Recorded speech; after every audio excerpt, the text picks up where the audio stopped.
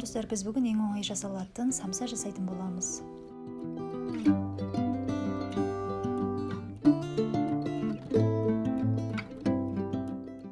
Қамырына жылы суға тұзымызды салып, ұнымызды араластырып илейміз. Өте оңай.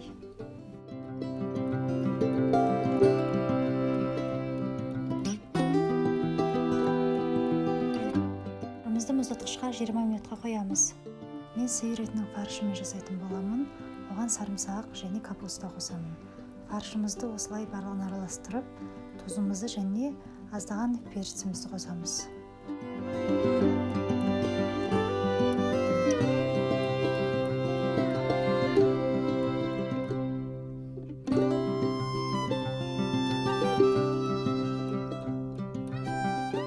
Ұнымды осылай жайып аламын, және де оған жағу үшін сливочный маслоны ерітіп дайындап аламыз.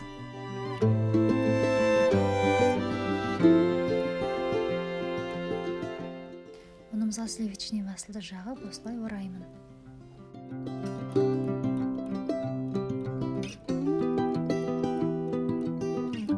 Ұнымызды бөліктерге қиып, оны мұздатқышқа 30 минутқа жіберемін. Енді қиып алған бөліктерді осылай жаймалап, оған фаршымды салып, үшбұрыш етіп жасаймын осылай.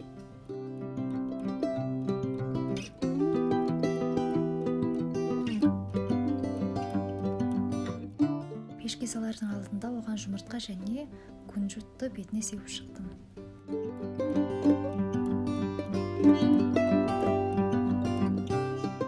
Осылай 200 градусқа духовқа 45 минутқа қоямын. Духовқа екі жағын 20-20 минуттан алмастырып отырамын. Декей самсам дайын болды, қызарып осылай әдемі болып пісті.